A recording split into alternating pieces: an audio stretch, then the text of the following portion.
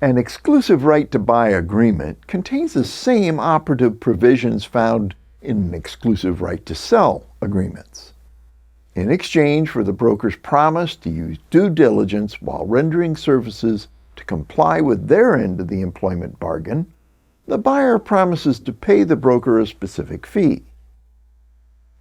All assurances of a brokerage fee on a real estate transaction are required by contract law to be in writing and signed by the person who agreed a fee will be paid, regardless of whether the fee will be paid by that person or by another party to the transaction.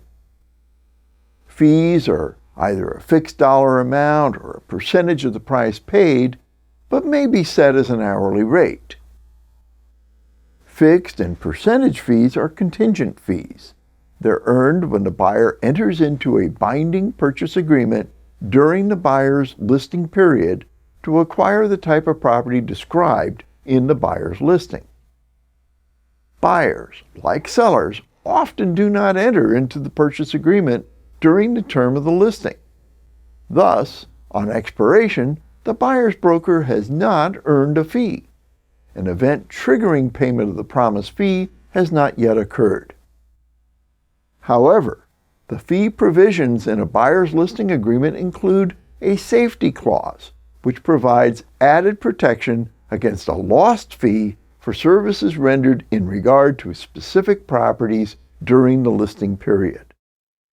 Under the safety clause, the buyer's broker is entitled to collect a fee with an agreed-to period after the expiration of the buyer's listing when the following exists.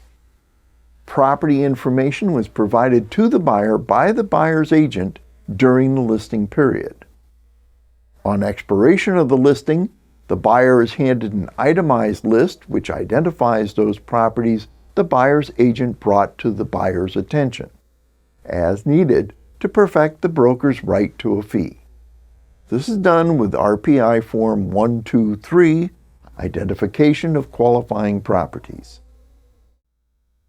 The buyer entered into negotiations with the owner of a registered property, and the safety period negotiations ultimately resulted in the buyer acquiring an interest in the property. Again, for the safety clause to be triggered, all four of these conditions must exist.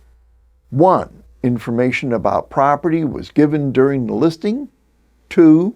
On expiration of the listing, all the properties discussed were itemized and given to the buyer. 3.